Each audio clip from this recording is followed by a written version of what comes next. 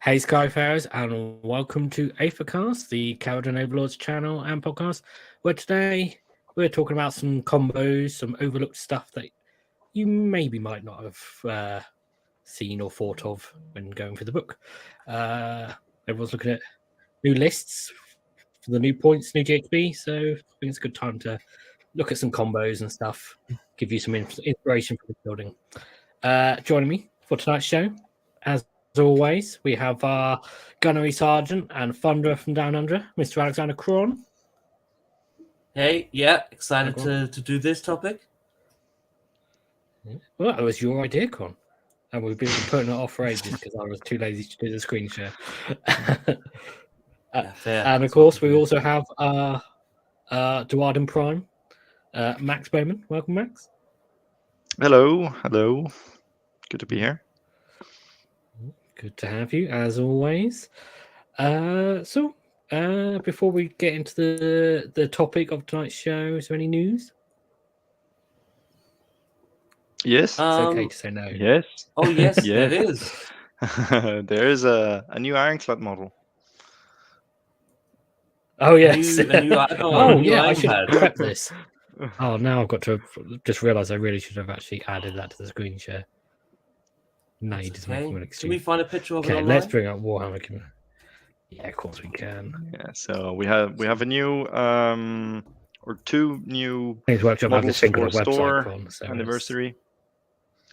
So one is a League of Votan, Looks a bit Dude. lame.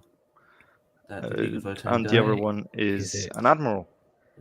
Glorious Admiral. With Glorious Admiral. He has a name, but he has no rules. So just use him as your second Admiral.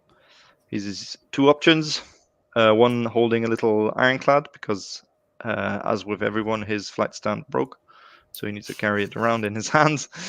And a helmet version, and then the second option is with him carrying his helmet on his arm with like the upper half of his head bare. the question is, can we Oh, take that little really? Have I got the ironclad? wrong one? Alright. Oh, just go to. Where is it? site. Here we go. This one. Second. Why is it the Yeah. second link down? Oh, he's a dwarf. No, not Yes, Yeah, you got the he's Leagues of probably Votan bad. guy. both of us just- were. This is What the is one this? we care There we go. about. Yeah, can you enlarge the image, or can we zoom in? There he is. Enhance.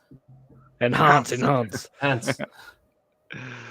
So Can we take Going that to- ironclad off of and put it on like a little metal Up- no. pole onto a ironclad appropriate base? base. and say, Yes, There it is. absolutely. that's my Absolutely. ironclad. It is it is Absolutely. an accurate model of an And- ironclad on the base. Yeah. Let's go. Correct base size. It's just high up. It's it's Yeah. really high up. You can't see it. Well, it's It's an official Games Workshop model. So Of an ironclad. there you I go. mean, Yeah. So his pose looks very similar to the existing Admiral. His backpack is slightly different. Mhm. He has that little Mhm. turret on the one side, and then obviously Yeah. This. his gun is this bit up here. holstered, and he has either the helmet or the ironclad, which means Yeah, I need well, to his buy gun two. is not just holstered. It looks like it's on like a little robot arm thing that will bring the Yeah, holster around from his seems- back to his front. Maybe, yeah. There's certainly a little robot arm thing. But the text says a holstered volley pistol, so that's I assume. Yeah. I think Yeah, I don't well, think he that looks great. can fire it. I think it just brings it round and then he can grab hold of it. So, Awesome. So yeah, So, and his as a trusty s- scalp hammer. his, as a his store helmet anniversary is model, like he'll be available basically from a GW that's having its birthday celebration thingy. I'm getting one. Yeah, or Warhammer yeah. World February onwards. mhm. Oh, okay. Well, sure, Yeah. if you live in Europe. Yeah, if you live in Nottingham. I mean, Down under, yeah, a bit harder. Yeah. yeah, So, down under. yeah, cool. You have to spend a huge Um, amount. Do you actually have Games Workshop shops? Go on. Oh yeah, yeah. Yeah. We've got Down we've got a fair few. There's 3 in our state and 2 in Yeah. most of the others. Yeah. Okay. Actually, like 5 minutes work. Not even for my work. It's great. Mhm. Lose all my money. Oh, that's handy. The main thing So- is just how long it is until your store's birthday. You just Yeah. need Because to some people know will wait till someone like October. living. I think it's Yeah. middle of the year somewhere. It's not good. Yeah. Mhm. There are Just find someone a few in the area. differences with this model.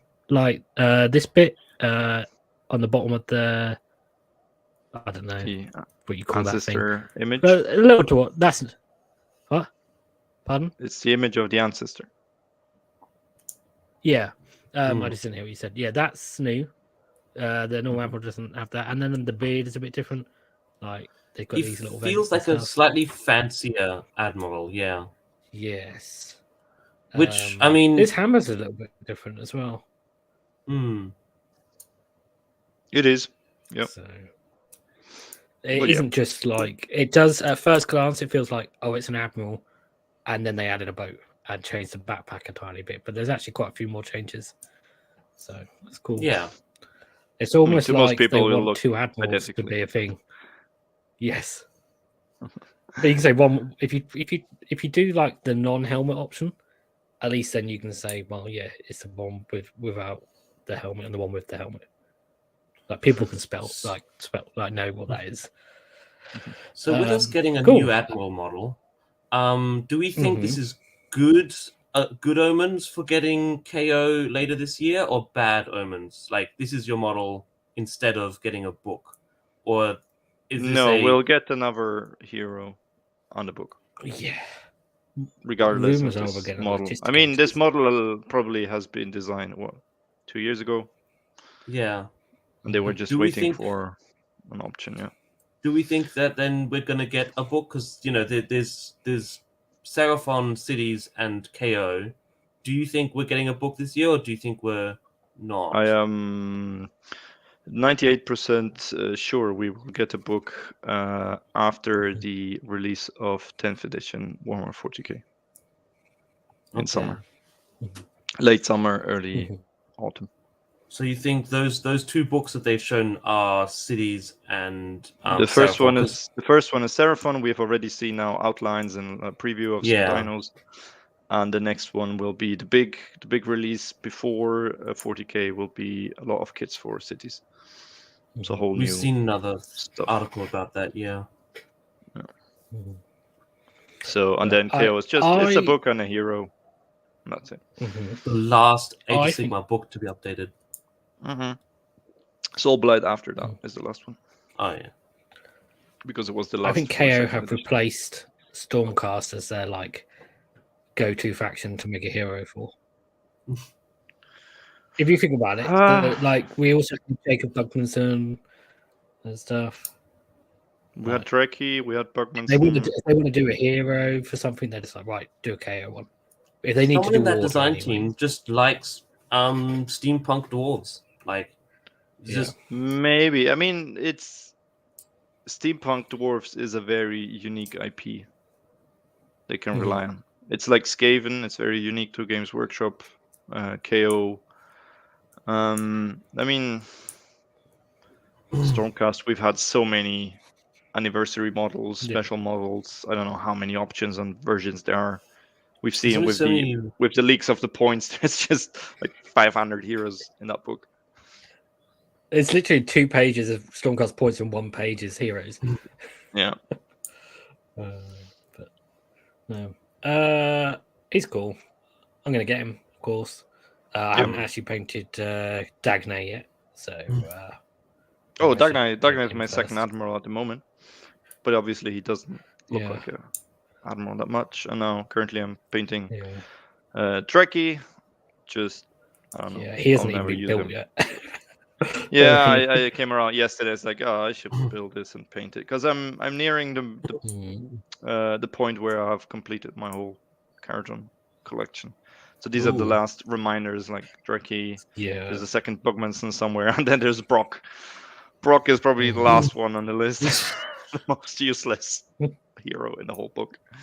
He'll be the last one. Yeah. So if we get, obviously we're getting this hero. If we do get a new one with the new book, that means we'll have 12 heroes. It's which is a lot. Fire Slayer territory. Yeah, it's dwarves. Yeah. Welcome to Dwarf Town, Yeah. where everyone And a is a lot of them hero. won't have all spells. Yeah. So we've now got Runeflower, Runesong, Battlesmith, Runemaster, Runesmiter, Doomseeker, Grimroth, Flamekeeper. We have 8 heroes. Gotrek. Mhm. 8's not enough, I say. Although, fun we- fact now- about now we Gotrek, need- if you magnetize his head and the turret on your ironclad, you can put Gotrek's head on your ironclad. Why? Because you can. We need an alternate Because you can. navigator and an alternate Endor Master Yes. now. We have enough alternate admirals. We've got an alternate. Although we have got 2 chemist. Endor Masters because we've got a flying one and the foot one. So Yeah. and we've got we an have, alternate chemist because we've got we have Fundrick. Yeah, Yeah. we've got an alternate chemist. We've got a million alternate admirals. Mhm. Now we want a cool-looking navigator and a cool-looking Endor Master, please and thank you. Mhm. I mean, the Navigator is pretty cool looking. He is, but you The- could have him the like common. Yeah, holding his stuff out like that, and I mean, yeah. He's reading the Winds Etheric. Yeah. It's cool. All right, other And you can always news, customize their stuff. other news isn't any regarding news, is KO. I don't think there's much. Not really. Cool. Before we move on to the combos we prepped and stuff, should we just mention some of the stuff that hasn't made it into the screen share? So the more obvious combos. So in the chat, there's no going to scroll up. Coach has mentioned is spell on the bottom purple sun and miss combo. It hasn't made it onto Absolutely. the show, I'm afraid, Coach. It's But not it is meta- it's obviously not a very meta good enough. combo. yeah, I don't think it'll work out. But You can. You don't have to use Zilfin to use that combo. You can do it with Mornar if you make sure you take first turn, I guess. Yeah, if you low drop, Yeah. you can do it. basically, pretty much anything with. Well, we have used the hero phase move in Zilfin, but you can do pretty much anything with that. Like the Zilfin hero phase move can combo with a lot of stuff. Yes. Other sort of obvious things we haven't mentioned, stuff like the flare pistol. It's very good. What else is there? Just I mean, any kind of all the killer obvious spell stuff. you want to Ironclads. push out. Ironclads and all that attack. Yeah. No, I don't think there's really. Should we just jump straight in? Yeah, sure. Yeah. So cool. So, numero uno, the Death Stare. This is an They old all have classic. fun names, by the way. Yes, it's not classic, but it's fallen by the wayside. Not many people use it now. So, the Endor Master, well, both Endor Masters, we obviously have the one on foot picture here, has a Gaze of Grungy attack, which is a shooting attack where he just stares at people. So it's only got a 9-inch range, 1 attack, but it hits on 3s, wounds on 2s, -1 render D3 damage. But if you take the Great Tinkerer command trait, you can add 2 to the attack's characteristic. And if you take the artifact, the Aether Quartz Mono Lens, you can make the range 18 inches, which is a big difference. So he can then fly high and blow people up with his And eyes. shoot. He can Yeah, give him just the stare evil at eye, people. yeah. Yeah. Stare at people disappointedly. Yeah. It's actually probably more of a thing if you're taking the Endor Master over to a triple suit, because you might want to make him general to make Endor as a Skyward's battle line. And then you might go, I might as well take Great Tinkerer. And he's also got a pretty good arsenal of guns already. So this will just add. He'll have 2 18-inch range guns, 1 12-inch range gun, and they all do lots of damage and they all do lots of attacks. Yeah, except for the cannon, but it does good damage. And then he punches someone. Yeah, punches someone. He's actually a very good Galatian champion, I think. What do you guys think of this combo? Would you use it? It's interesting since now he's 80 points and he's a Galician champion, so he'll get to see more play. I guess he can do some damage in combat, but this gives him the option to fulfill those battle tactics that require something to be killed with an attack, because these are attacks. So 3 shots with D3 damage, and then you can always swoop in and be lucky, roll a 6 on the hammer and deal another 3 mortal wounds. You can very easily do it from inside a boat, which is what I like. Yes. Yeah, fly high. He stays inside his little boat, fixing it, but also shooting at stuff that's beyond even the range of the carbines. Yeah. The only Generally issue I speaking, see a lot of the heroes can't shoot from the boat after a fly high, Yeah. can they? Except for the navigator. The only issue I see is you'll need to make him general and use this command trait, and there's maybe better options that you want to use. Yeah. I'm going to bring out something from the chat. So Stefan mentions that it could be helpful for this one's mine, because obviously you have to do that with your general, but it's not necessarily reliable, which is a good point. But yeah, as you were saying, Max, the problem with this is it relies on a command trait, and if you can choose your command trait, which you can't in every Skyport, but if you can, quite often you're probably wanting to take Collector. Usually. Yeah. Yep. So that's probably why it's overlooked.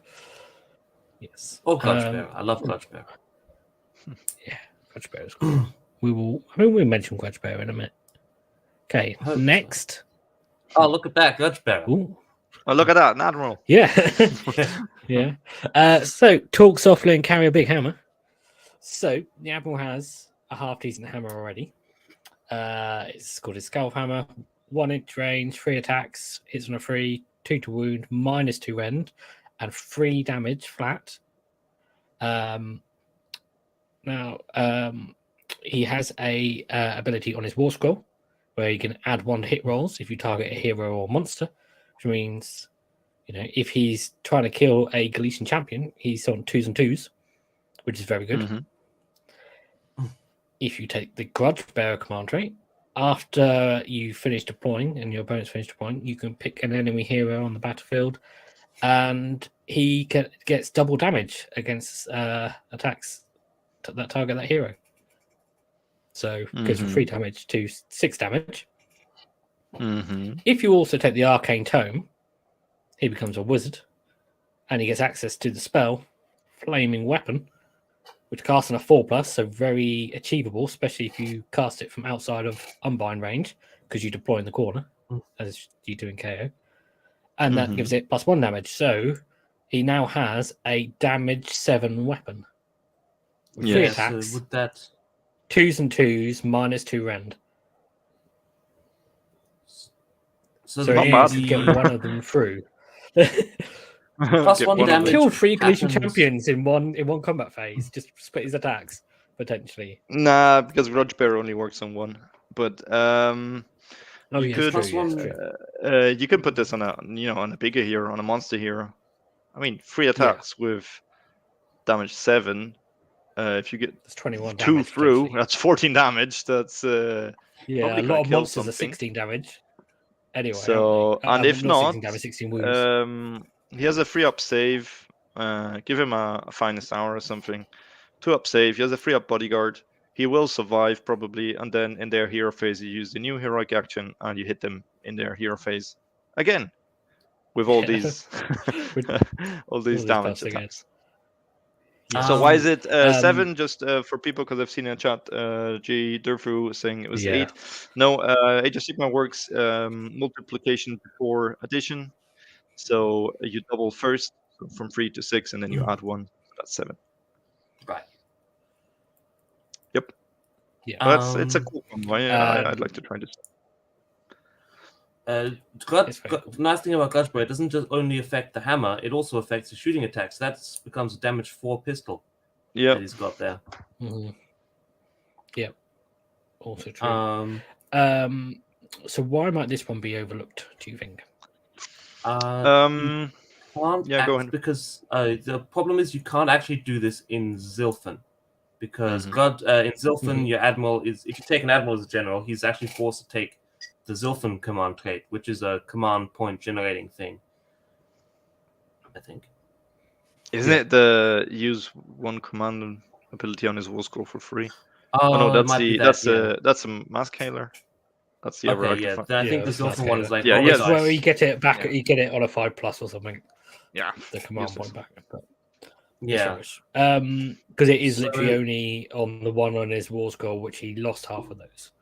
He Although lost it's not as 3 bad out as of the 4. other thing that does nothing now. Yes. Like with the other previous thing combo- is. Oh. Yeah, go ahead, Con. Like with the previous combo, I think this would actually work better on the dirigible suit. His weapon doesn't do as much damage because it's D3 instead of damage flat 3. But all of his guns being double damage as well, plus his combat being pretty good. Yeah, because it'll be D3 And- +1. And again, you want a dirigible suit as a general. He's got the speed to get into combat. And you can do it in Zilfin and most skyports. I think dirigible suit. Yeah, it's the You could shame also because do this in Monarch it doesn't work. You need to take the opportunistic privateer command trait. In Zilfin it doesn't work. You need to take the something master commander command trait, I think it's called. So in Fring it doesn't work. You need to take this supremely stubborn. So this might be a thing for a custom skyport, but then you might struggle to get him in range. Doesn't work in Steven Zon. has suggested a little bit of an amendment to the combo, which is the ogre charge thing. I can't remember what it's called. But the thing, where you think where you do Thunder Tusk Helm, Tusk Horn Helm, something like that. So he does a load of damage on the charge and then hits with his hammer instead of using a flaming weapon. The other thing why this is overlooked is potentially is if you have Arcane Tome, then you probably actually want to cast Mystic Shield on the Ironclad. Yeah, I don't know. I had a thought you could combo this nicely with another combo that's coming up in this list. Put him in a gun hauler and make him really quick to get him into combat. You could also double that up with either give the gun hauler a spar torpedo for mortal wounds on the charge, or give it collapse. No, you'd have to give it collapsible compartments. And then you put Thunderic's Profiteers inside the gun hauler, but not Thunderic himself, to give him an extra 4 ablative or 5 ablative wounds, because I think the Balloon Boy has 2. Yeah, the Balloon Boy has 2. Yeah, which makes it a pretty nasty little combat gun hauler. The problem is that whole combo will cost you like 420 points. Give or take. Yeah, just generally putting heroes in it all is a funny little combo that we haven't really got on here actually. But you can also do things like just put 5 chemists on there and just move the gun hauler really fast and just have loads of -2 rend attacks, which is fun but also a lot of points. 15 D6 shots. Okay. Cool. Let's move on, but keep on the subject of hammers. To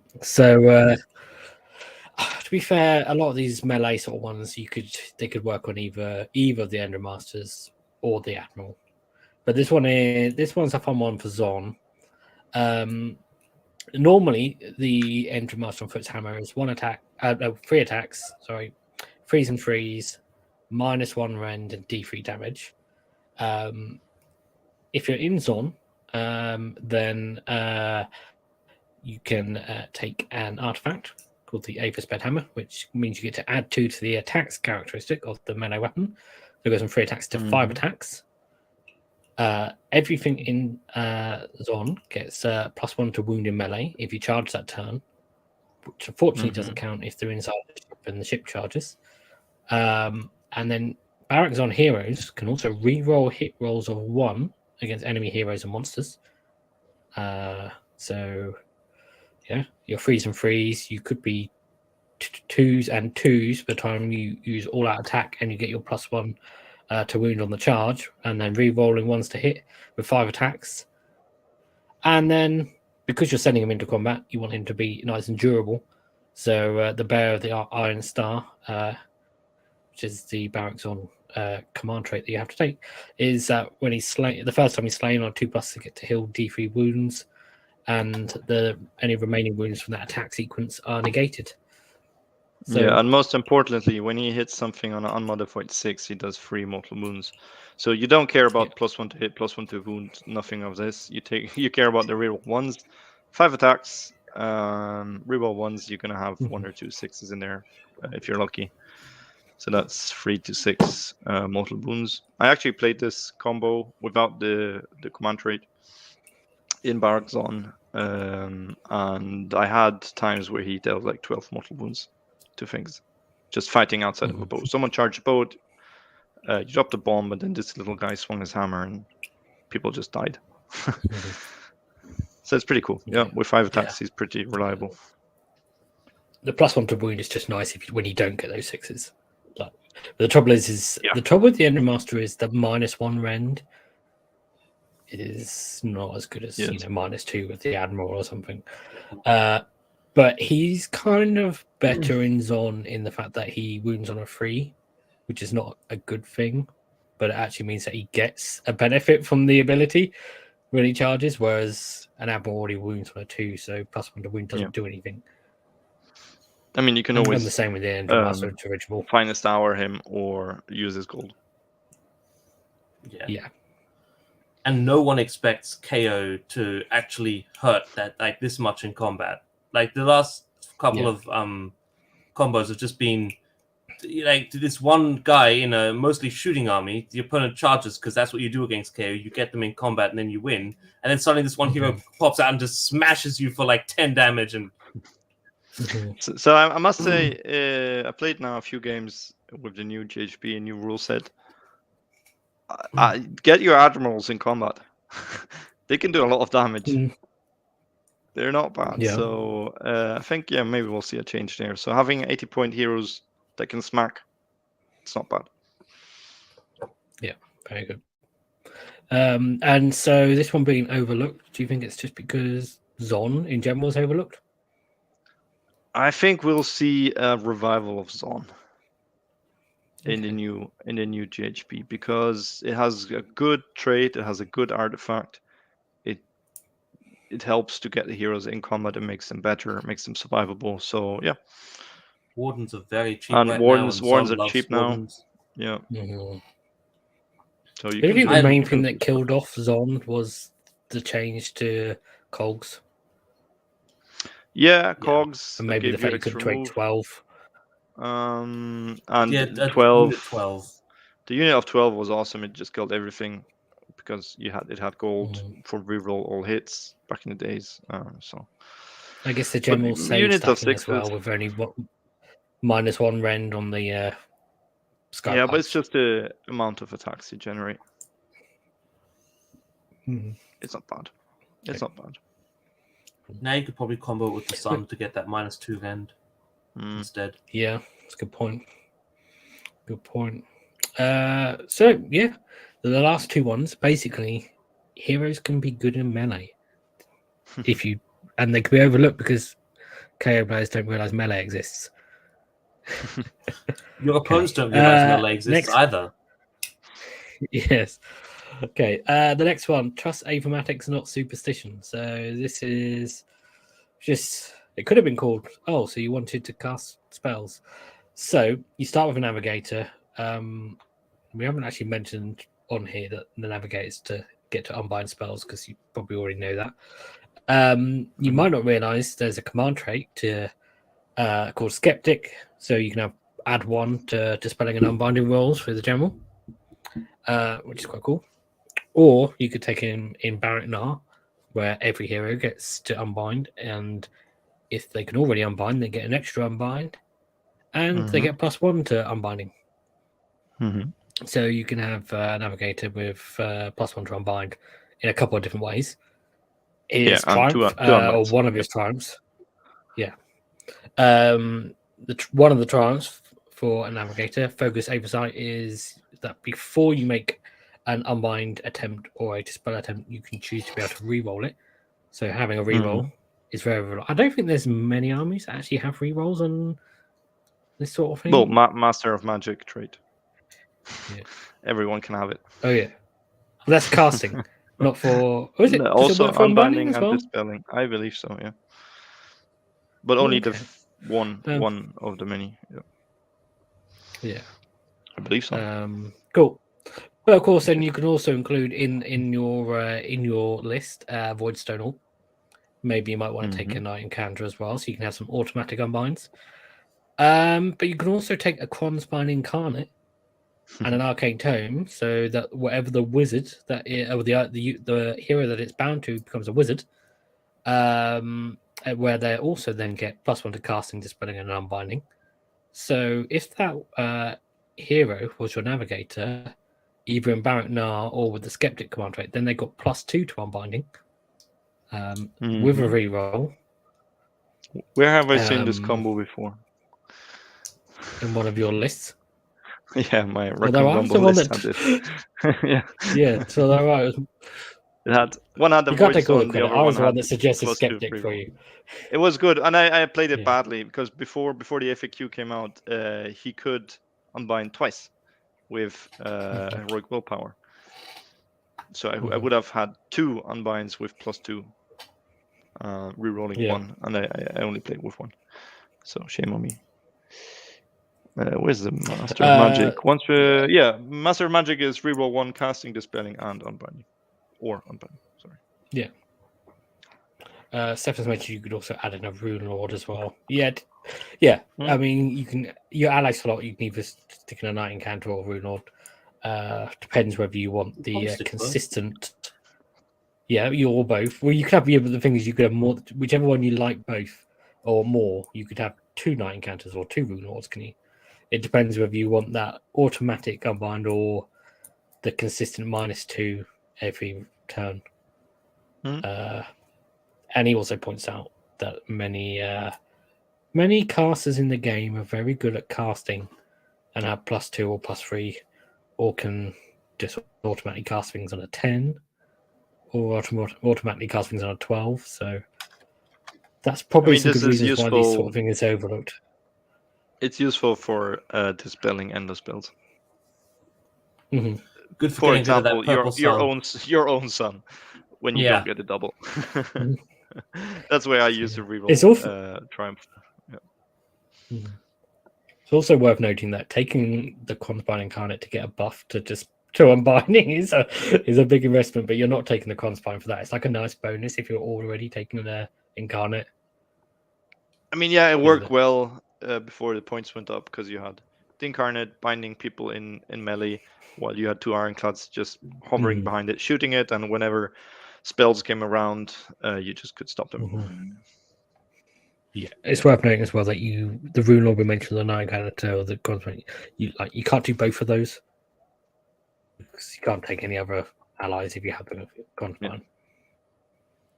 Yes. But generally speaking, in a KO army, you can combo up a lot of anti-magic potential if you want to, but especially in Barak Nar.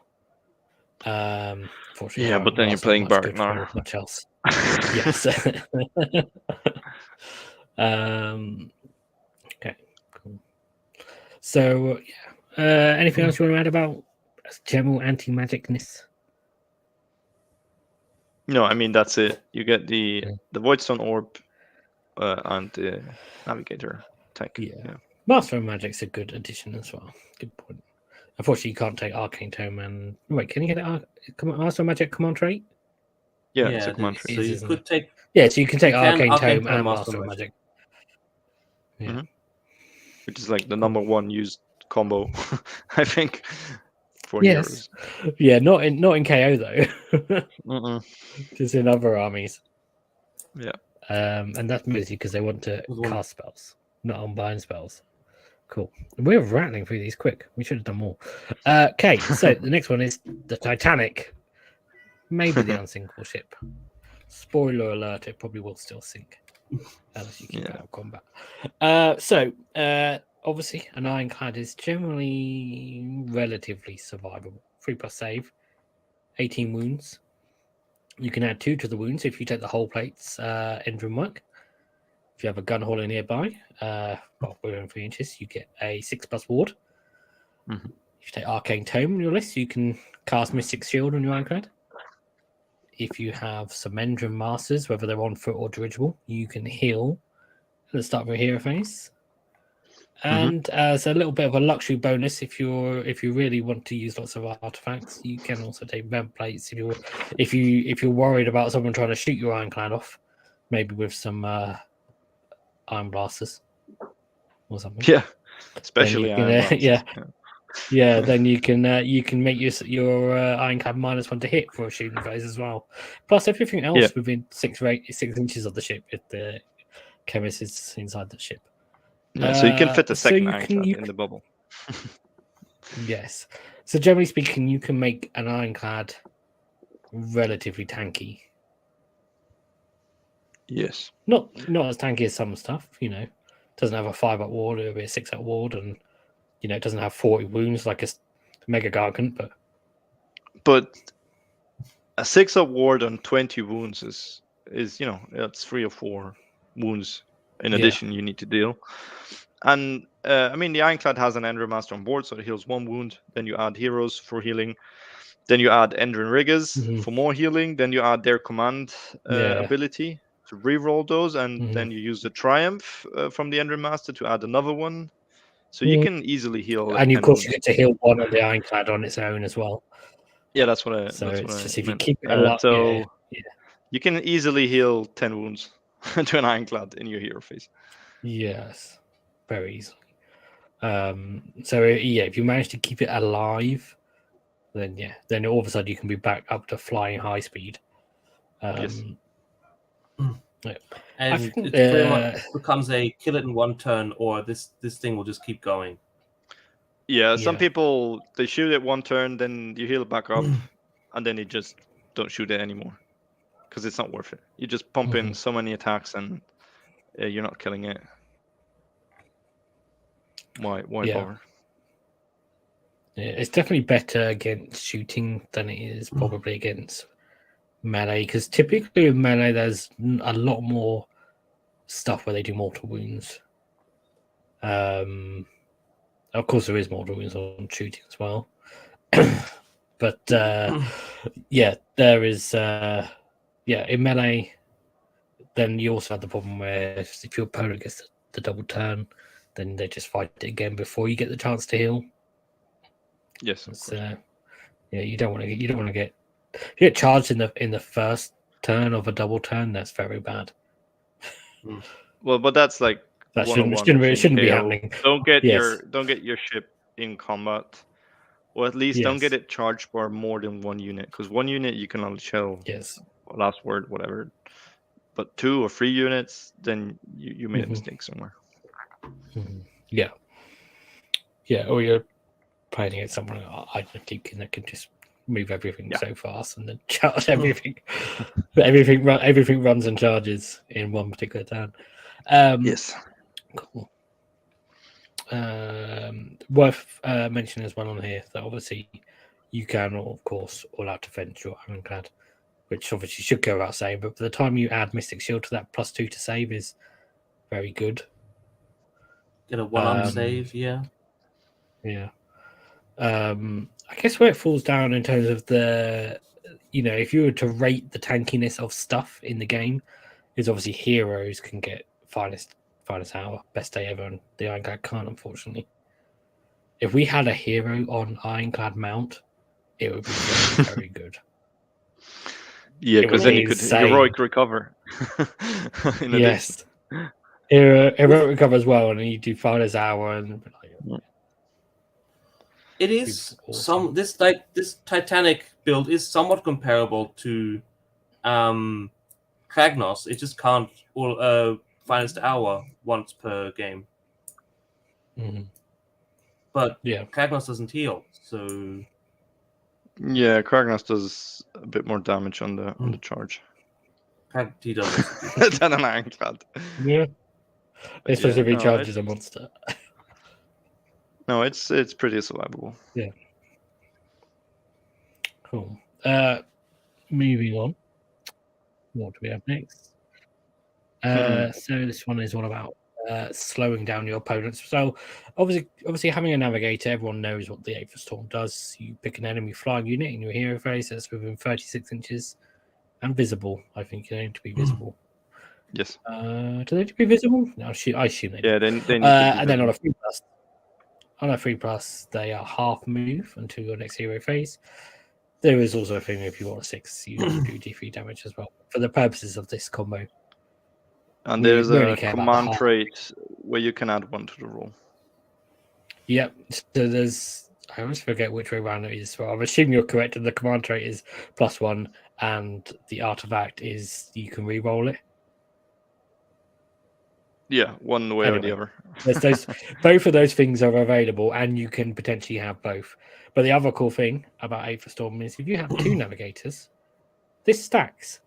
So half the movement of an enemy flying model, and then you do it again. You So can the potentially do it artifact 3 adds times on the +1, the snake. trait lets you reroll. Yeah. We had it So right the the first time. cyclonic Aethermeter adds 1, and the trait is the where is it? Stormcaller.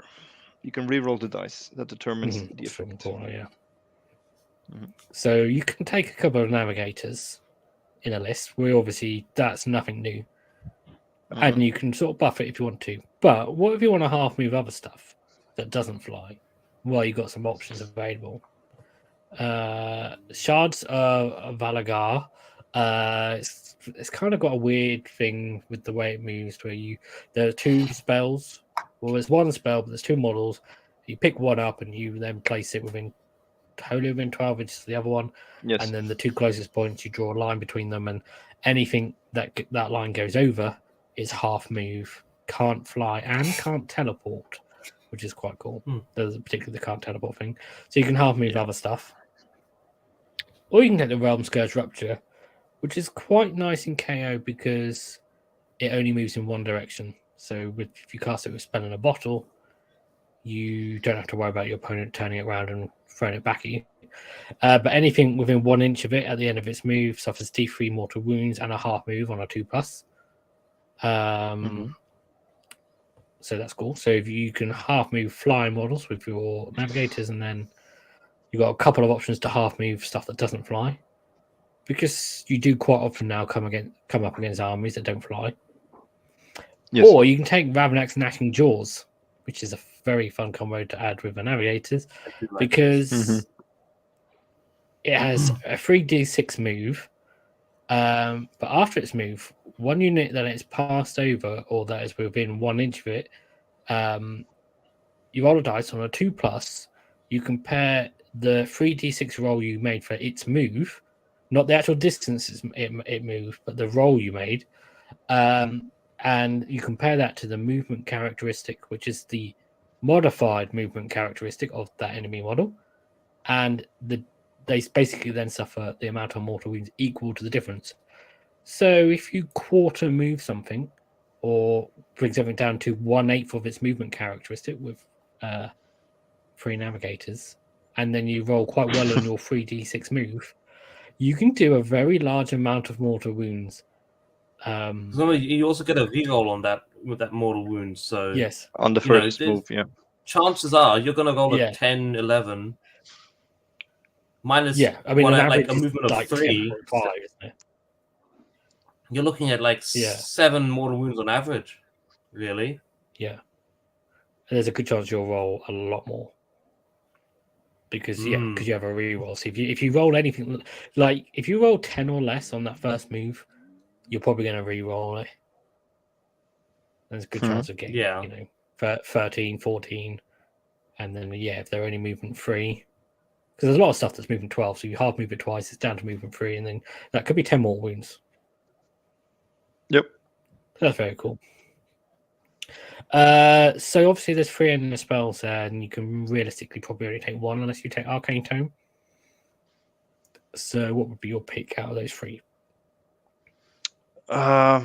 So Shards of Valagar is dangerous because the range is extremely big, because you just take one of the two models off and place it wholly within 12 of the other. So basically a 24-inch bubble where you can be Circle. affected, and if it's your opponent moving it and you cannot fly high and teleport and nothing, I don't know if I want that anywhere near my boats.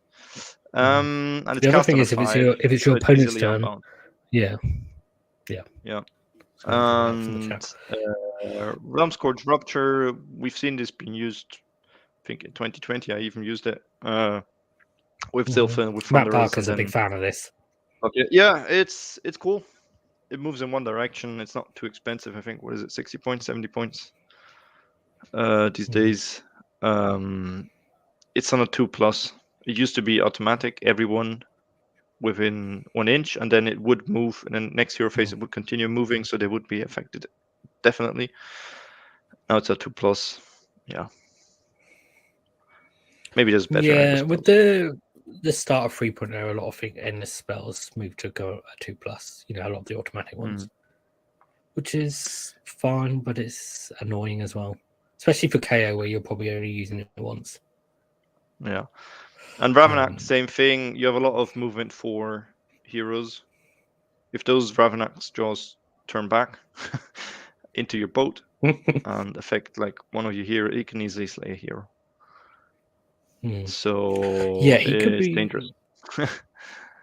He could be quite cool against Gleason champions though, as well, because obviously you wouldn't need to half move a lot of Gleason champions or to actually make it useful. But there's a lot of Gleason champions that are only 4-inch move.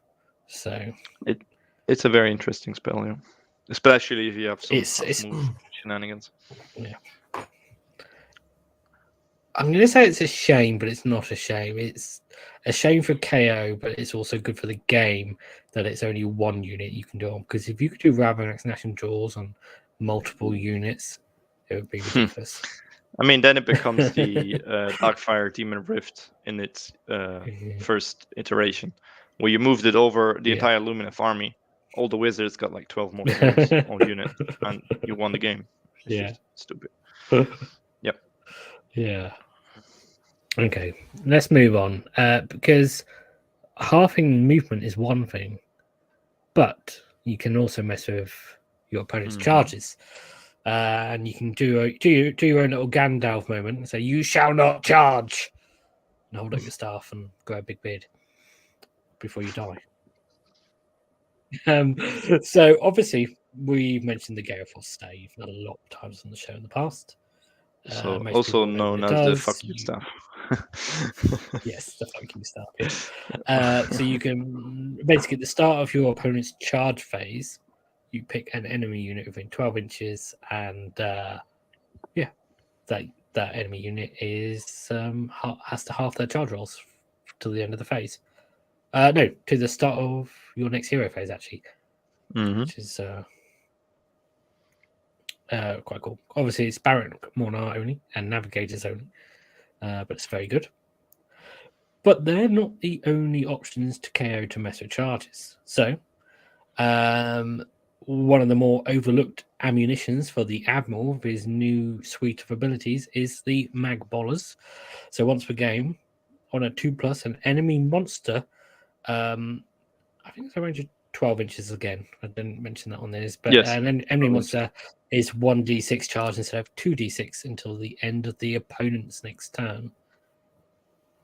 So anyone with monsters doesn't work on Kragnos because he has a 3d6 charge. Yes, so both of these are not as good against 3d6 charges because they have to start their charge within 12 to be able to select them.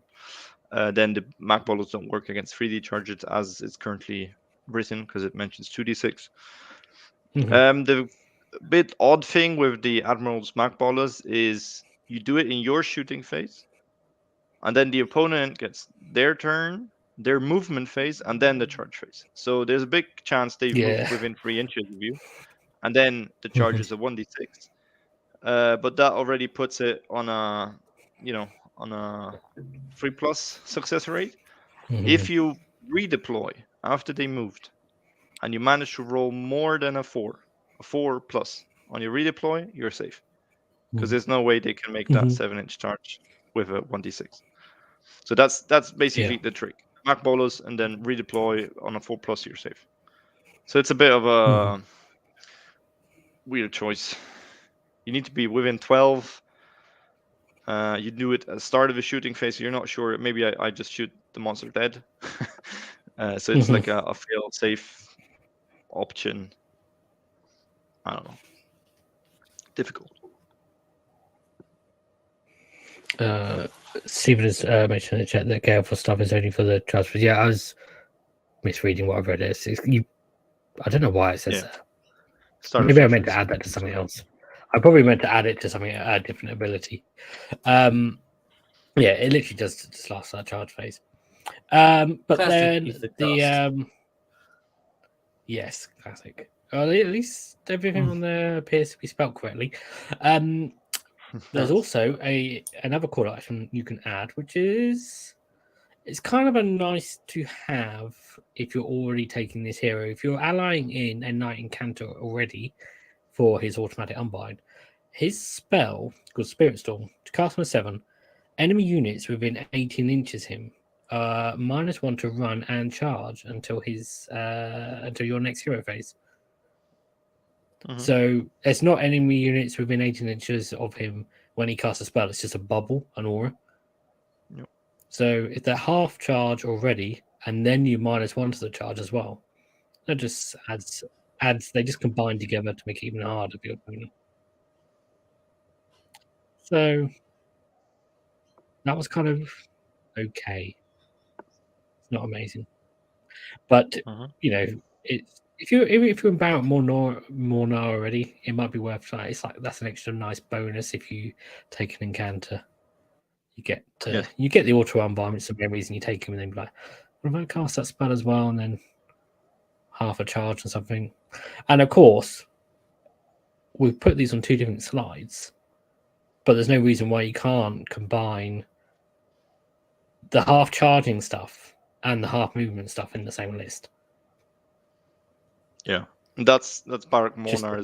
You can make a very control list out of it if your opponent has flying units. I just always feel then you've lack a bit on the damage output if you play this control list game. Yep. Yeah. That is cool. Okay, moving on. So, on the subject of charging, if making your opponent not charge seems a bit boring, and you want to do some charging yourself, now, I guess this one is borderline overlooked because it's probably not, but it's fun. Of course, in the customer's guide report, there is a footnote which is called "There's no trading with some people," which is once per game a unit can run and shoot and still charge later that turn, or retreat and still shoot and charge later that turn. The way it's worded is and/or, as if you could retreat and run, but I believe with the way 3.0 rules are changed, that doesn't actually work anymore. No, you cannot run while retreating. Yes, you could make it. You could try and make an argument that ability is saying you can, but no, I've looked at it because I played basically. Custom Skyport, but you cannot. There was somewhere it was pretty clear you can't. Yeah, it's basically they just haven't bothered to update the wording of the ability since 3.0 dropped. But anyway, you can run and charge, or if you're on combat, you can retreat and charge, and shoot as well. But we're talking about charging. Of course, we've mentioned a lot of times on the show the deal breaker battle ram, which is basically you do mortal wounds on a 4+ based on the number of dice equal to the charge roll, which is modifiable, unlike some other charges based abilities where it's done on the like the ogre one where it's done on the unmodified roll. You can take the Great Skyhook for +2 to charge rolls. More to make the charge reliable than to actually do like Oh, an and you extra wound. add 2 dice. Yeah, you add 2 dice, but it's more about actually the difference between not charging and actually making the charge and not making the charge is more important in some ways. And then you also have a navigator, which he has a war scroll ability called Read the Winds, which allows all visible units, no range at all, just visible sky vessels, to re-roll run and charge rolls. So in custom Skyport, you can run your Ironclad. You could spend a command point to run at 6 if you want to, or you could use the reroll from the navigator to run or the Ironclad to has a get reroll run anyway. Yeah, Doesn't need the navigator. yeah, but you need the navigator's Has one ability on for the the reroll charges. But yeah, Yes. yeah. So you can either automatically run 6 or reroll your run roll. If you had, we haven't mentioned Admiral, but if you had, because You take the don't Admiral, need you the shoot. Admiral, but you, No, yeah. you shoot. And you want the Admiral because he's going to swing his hammer after the charge. Yeah, yeah. But because you can run and shoot anyway. But yeah, so then you shoot and then you charge, and then hopefully you do lots of mortal wounds on the charge. This is the. Do you want to feel like an ogre combo? This is. I used to play this in Yeah. Zon with the old cogs that gave you another +2.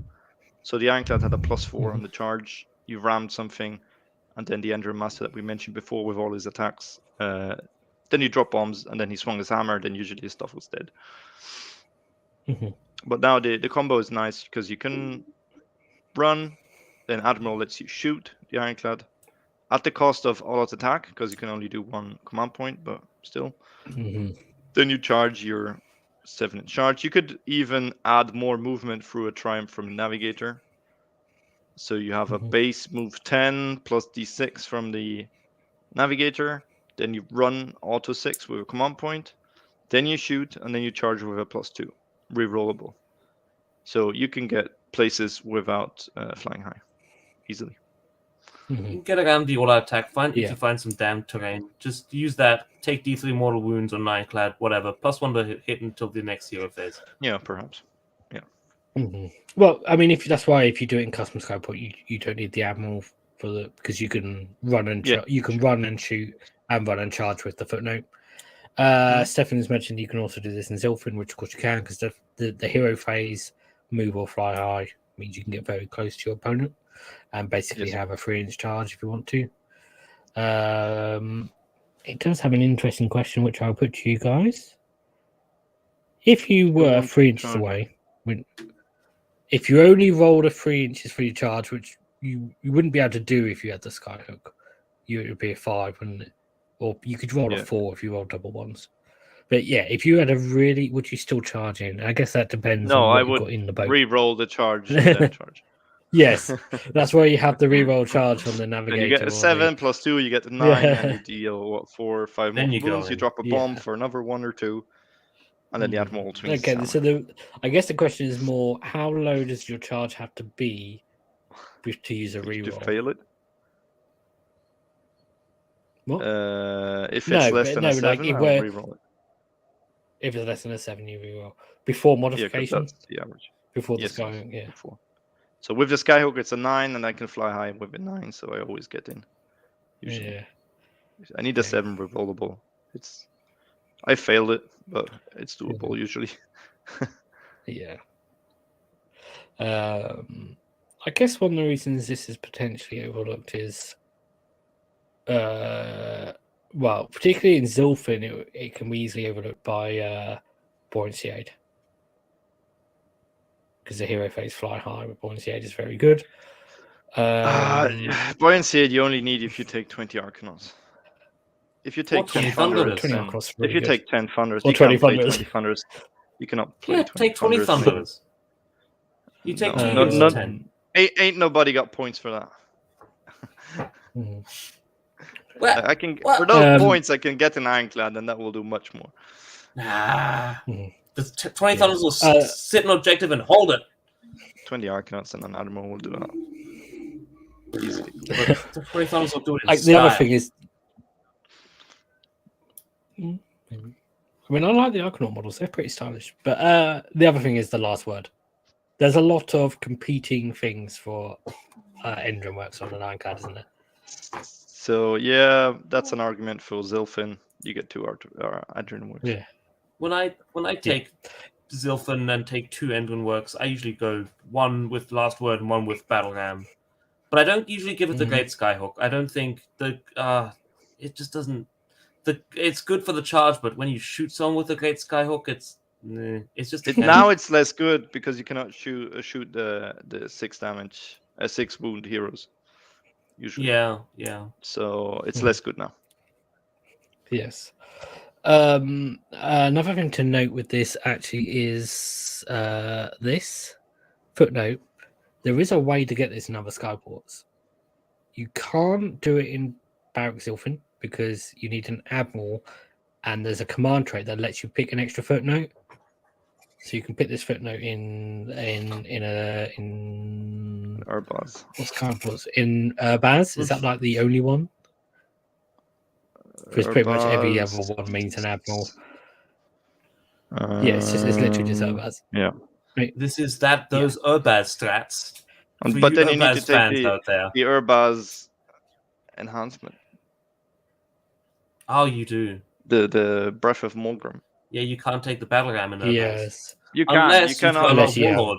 You take a command and unlock a second engine work. Yeah, to unlock a battle ram instead of unlocking a artifact or something like that. It's not a bad option because you can get the artifact with collector, and then not in Urbaz. But like for example, in a custom Skyport, you can easily have 3 heroes and collector, so you get the extra artifact from collector trait. So then you use your command entourage magnificent trait to get an extra boat trait. Yeah. So it's not unheard of. Cool. One thing I just thought of that would be really cool would be if in the new book, if footnotes become enhancements, and by having an extra enhancement slot, you could then actually take an extra footnote, because this footnote would be really good. Although the footnotes probably will change. Seeing the book so far, where all sub factions have like 1 ability or 2. Like yeah, we're gonna. These are probably battle more likely line, there's and less you stuff. get.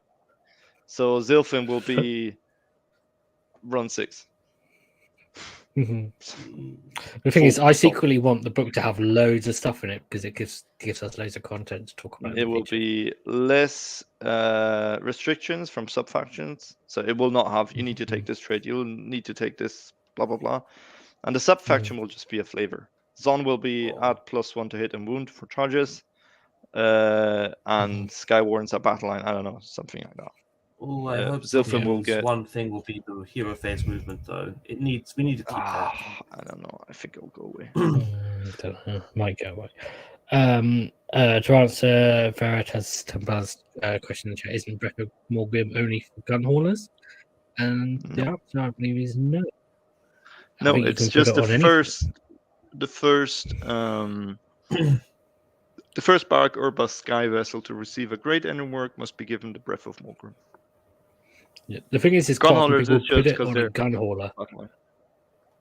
Yeah. Pardon me? Or people would often put it on the gun hauler in second edition, because then you would get if you had any battalion, you'd get an extra engine work, and then that would allow you to put a different engine work on your Ironclad, rather than having to put Breath of Morgrim on your Ironclad. Cool. Let's move on. Keeping up with speed, but you can make yourself a fun little speedboat in KO with a gun hauler. Yeah. So the gun haulers have on their war scroll an ability called a head fall. It's once per battle. At the start of the movement phase, you basically just add 6 inches to the movement characteristic. It's not a run. I think a head fall might be missed by a few people. It's just a thing. They all have it. It's just now it's 18-inch movement. You just take a gun hauler. Yep. And it's not if you do a normal move or anything, so you can stack that with a run if you want to. So you could make it +12 move if you want to run. and use a command point. You can also take the injection engine, which is an engine work for the gun hall, which that only works if you're doing a normal move or a retreat. You can't mix that with a run, but it lets you add D3 to the move, or you can add 2 D3, but if you roll a double, you take 1 mortal wound. Which, to be fair, Who on cares? a gun hauler doesn't matter. It doesn't lose the ability to fly high. It doesn't bracket at all. So it's got 10 wounds. So yeah, No one cares. It doesn't matter. Always do Yeah. 2D. Always do the 2D3, unless you've literally measured out everything. You don't need the extra D3. Even then, do it. Yeah. If you really want to go fast with your speedboat, you can use the Zilfin hero phase move.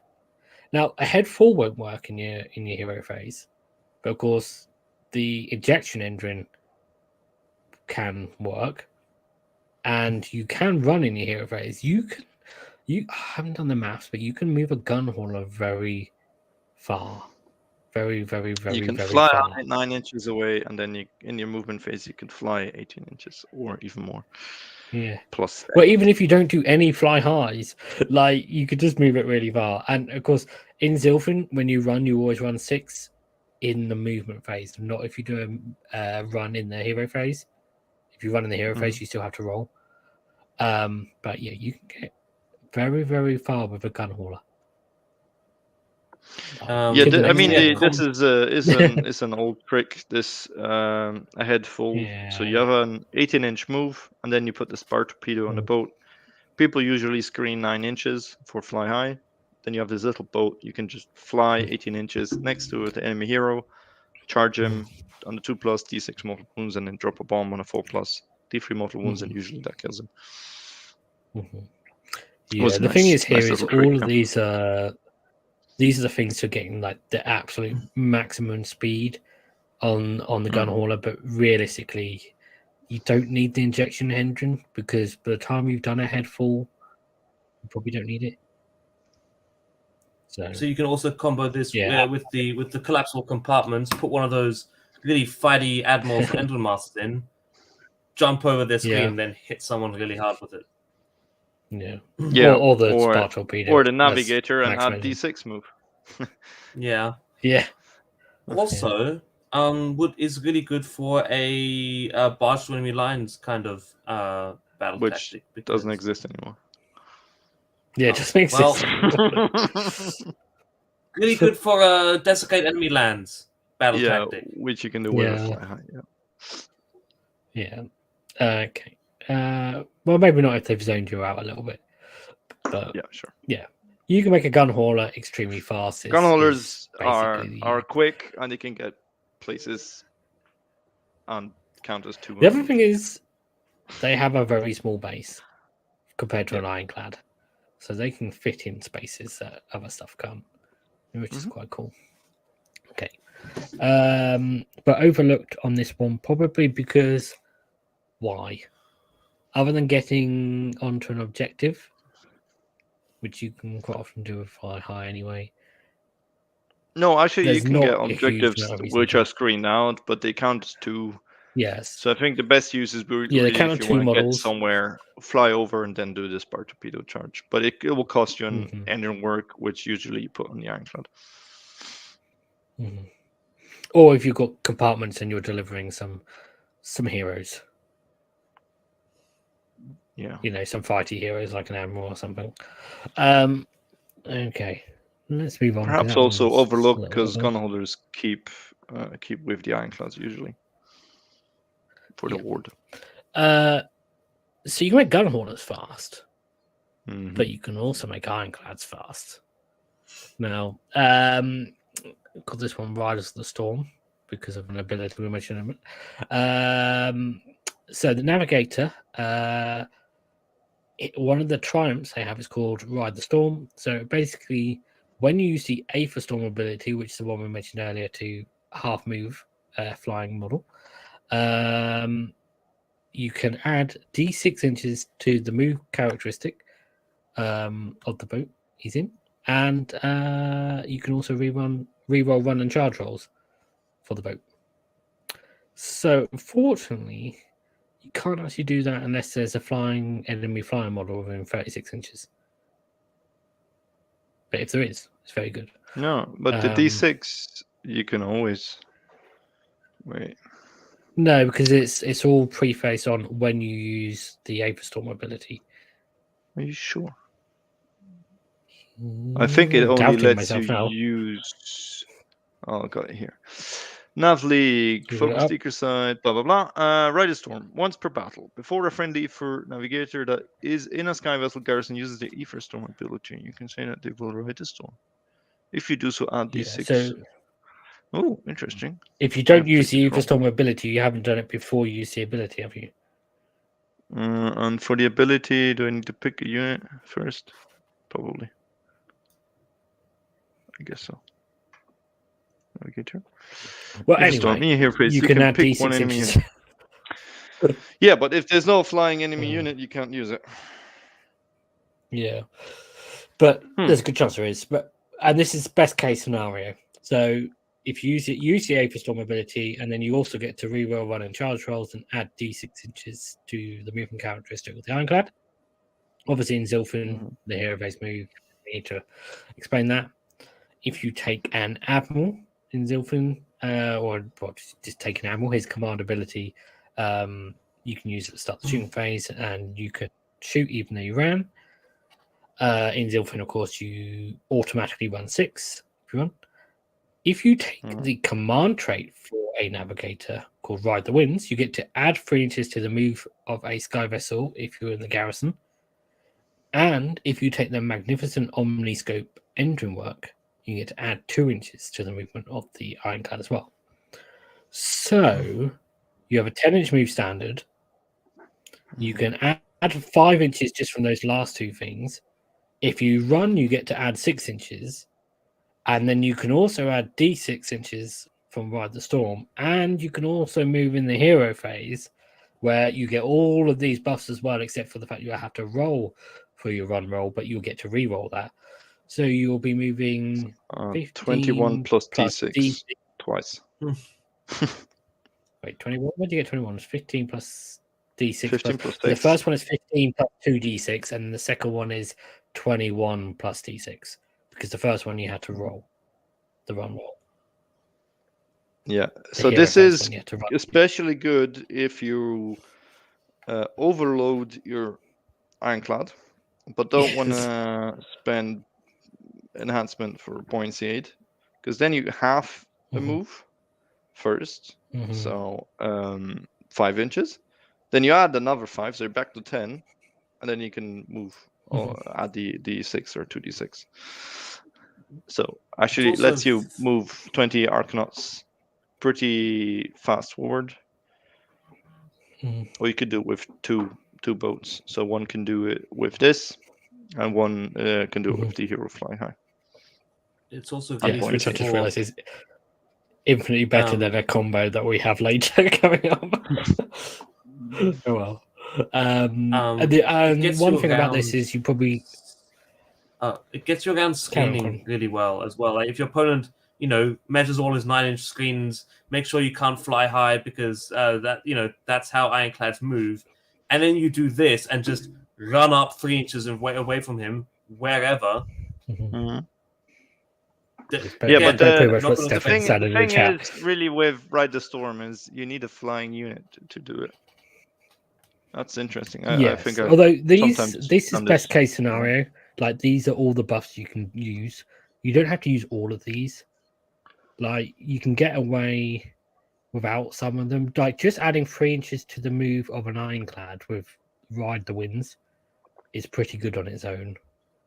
If you're not taking Collector, because that's the reason why this one is potentially overlooked is you want to take Collector if you're in Zilfin.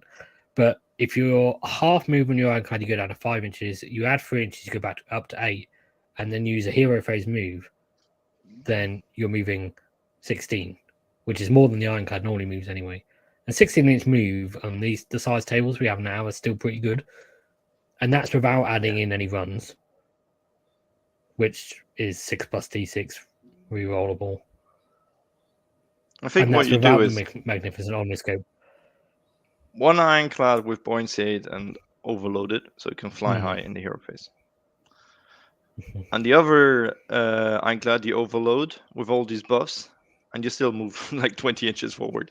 So you get the 20 Arcanaut pistol in range, and with the other one you deploy after the fly high. So they're all in range. So you have 40 Arcanauts within 3 inches of your opponent's screen. Yeah. And then you have a flare pistol. I think the thing to take away from this is you can pick and choose some of these. You don't necessarily have to use all of these, because all of these is you're probably moving to the like a different table.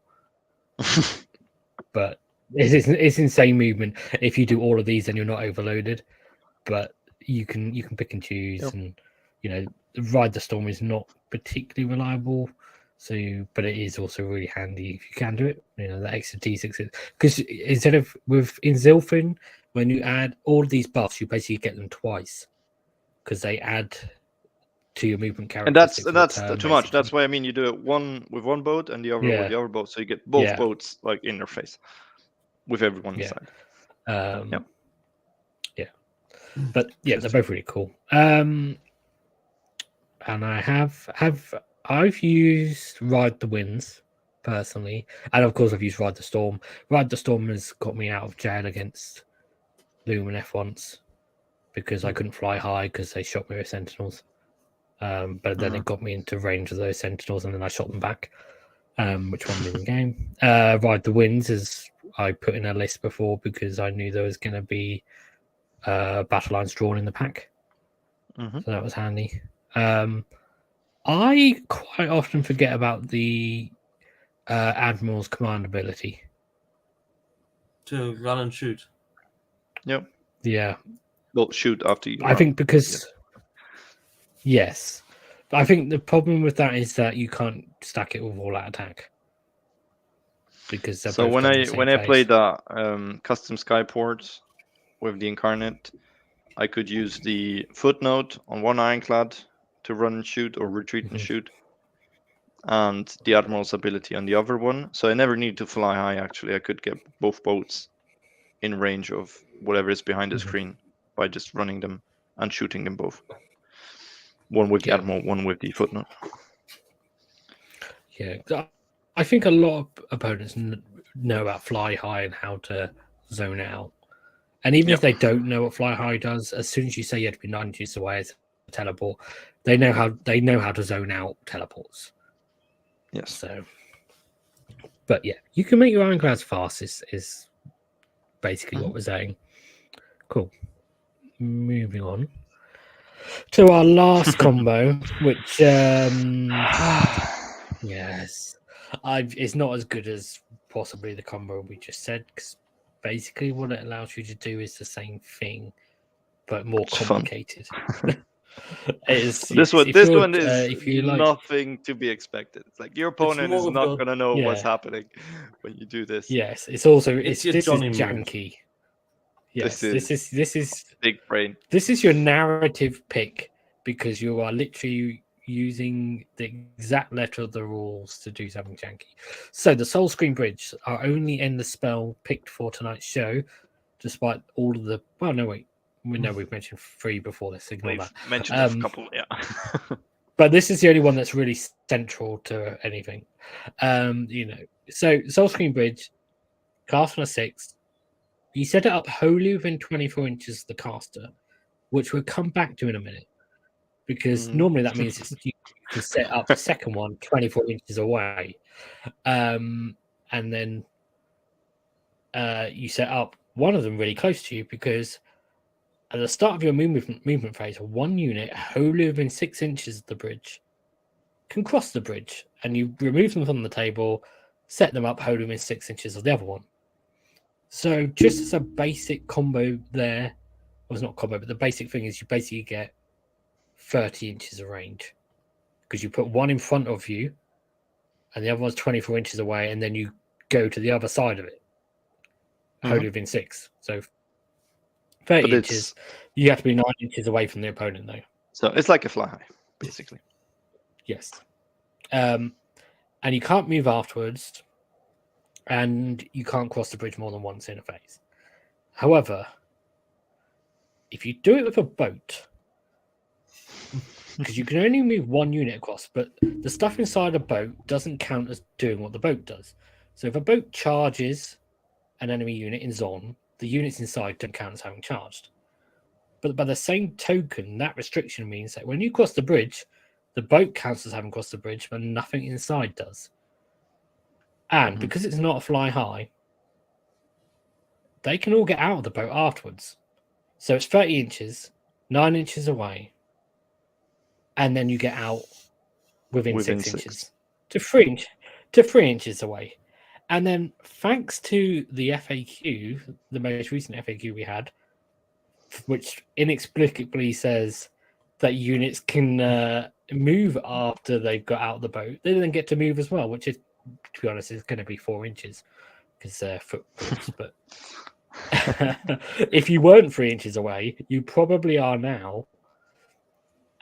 And then what you do is you take Arcane Tome, because you want to cast this without using Spell in a Bottle. So you take Arcane Tome or an Allied Wizard. And then what you do is you take Spell in a Bottle as well. Because then, if you do this in Zilfin, you could potentially bridge one Ironclad, and then Hero Phase fly high another Ironclad.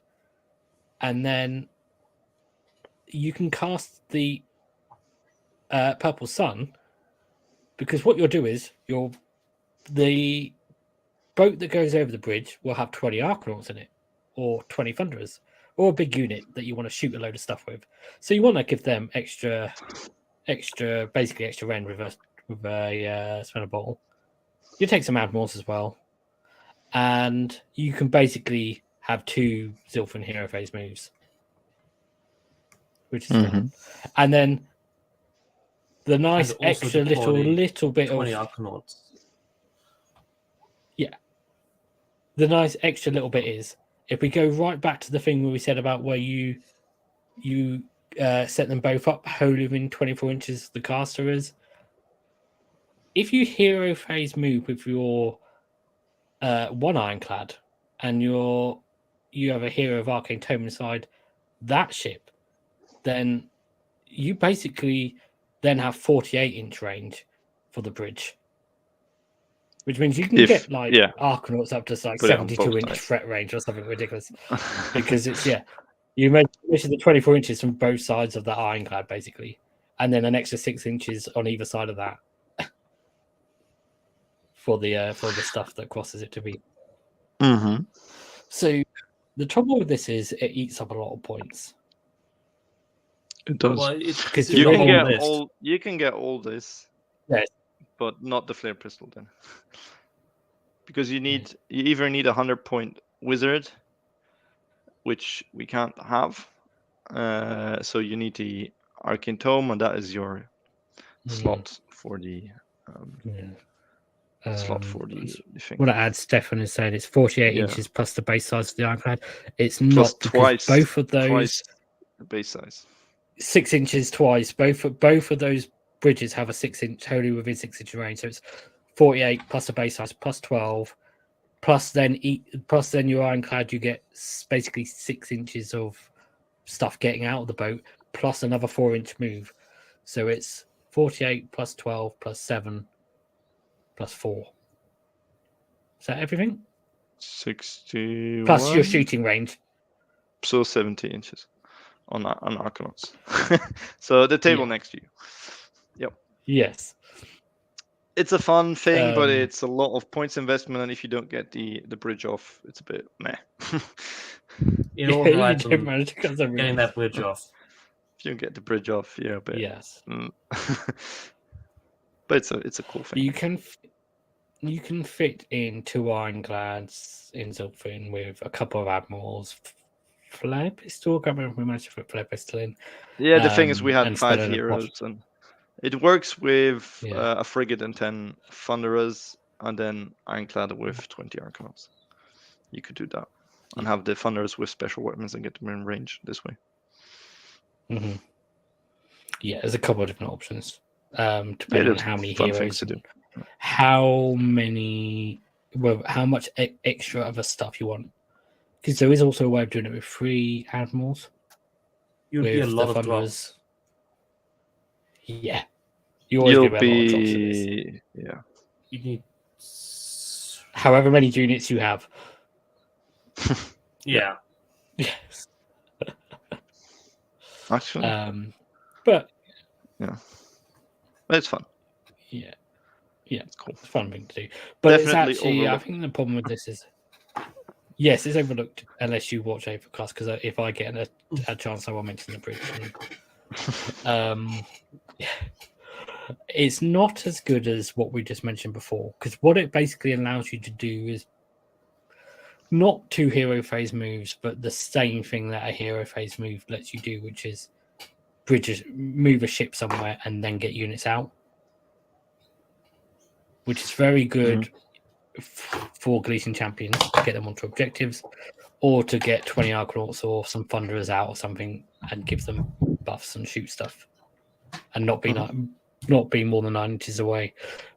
But you can essentially do that with movement buffs with an Ironclad. So that might be a cheaper way of doing it. Yep. Cool. That's all 12. Don't know what else to say. And Quan has disappeared. He's run away. He liked that one so much. So I guess if you're looking at buildings and lists now, the new GHB, the new season, then hopefully we give them inspiration, or maybe some warnings of things not to try, because they're not. Because some of these are fun combos, but they're not necessarily particularly good. Do you agree with that, Mark?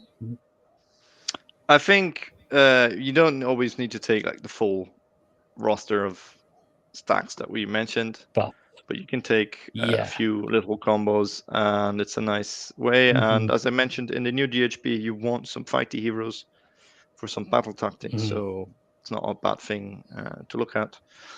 If you, the viewers, if you have any combos that we missed or that you found in your lists, put them down in the comments for us to read or mention them in the chat. And if I believe if we can find a way to make Barak Zone good, there's some gas in that. Definitely. Yeah. Good thing about the bridge is you can get those units to 3 inches away to charge. Yeah, already I use the Arcanauts are not very good in combat. Hero phase move to get the Admiral in, and if you just for some reason fail to kill someone in shooting, you can always charge in the Admiral, and he can do some attacks. Yeah. I guess the secret overlooked thing in KO is remembering that we can do melee too. Or I think the main thing is people forget that boats don't need to fly high. Boats can just move normally. Yeah, boats can and move that's something normally. people forget. Yeah, people forget that, and I think KO players potentially forget that a little bit, or forget that actually, we don't have to rely on shooting to kill stuff. You can ram stuff. You can bomb them and then hit them with a hammer. Usually, that's they're dead after that. Okay. So I think a nice way to round out the show is, of the 12 combos we mentioned, what is your favorite? Favorite? So the last one, the bridge, is definitely my favorite because of the ingenuity. Because no one will expect this happening. The one I've personally used before is the Barak Zon Engine Master with 5 attacks. Because it just does a lot of mortal wounds and people do not expect it. And now he's 80 points, so why not? Yeah, I like the ram combined with the Barak Zon kind of hero, just the amount of mortal wounds you can put out on somebody. Actually beat a combat hero, like a combat monster, in combat with KO. You can't shoot their heroes, but you can ram them, you can bomb them, and you can hit them with a hammer. Yeah. So. I guess that's another good point, is that some of these combos can combo with each other as well. Yes, That's absolutely. another good thing. A combo of combos. Yeah, I think Triple combo. after talking about them, my favorite one is actually probably the speeding up an Ironclad one.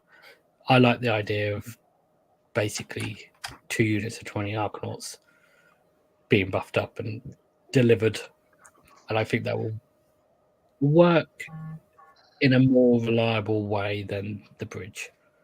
So that sounds fun.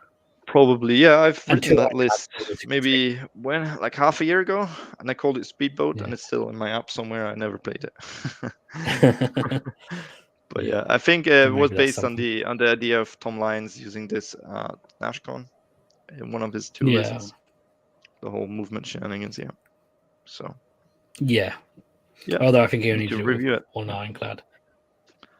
Might need But to review yeah, it. I think But doing it with 2 Ironclads, because 2 Ironclads is already good. So yeah, that's cool. And it's got some hidden tech there with anything where you can move a ship and then get units out afterwards is going to be good for Gleason champions. absolutely, So that's cool. they need to contest, so Cool. they need to get out of the boat. Yes. So I think we covered everything. So Yeti, who's just said hello, you have arrived too late, my friend. Because that's the end of the show. If you'd like the show, Yeti, for the 5 seconds of it you've seen, please hit like and subscribe. Hit the little bell icon so you get notified when we go live in future.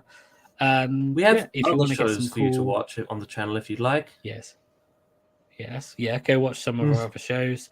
We're going to be doing more in the future, of course. And if you want to support the show, go have a look on Ko-Fi. You can get yourself some cool Aethercast dice, and there's some other nice stuff on there, like battle packs for doubles missions and 1,000 point games. So cool, go check that out. But thanks for watching, everyone. Thanks, Max and Kron, for another fun discussion. Yep, thank you. Goodbye, everyone. Bye bye.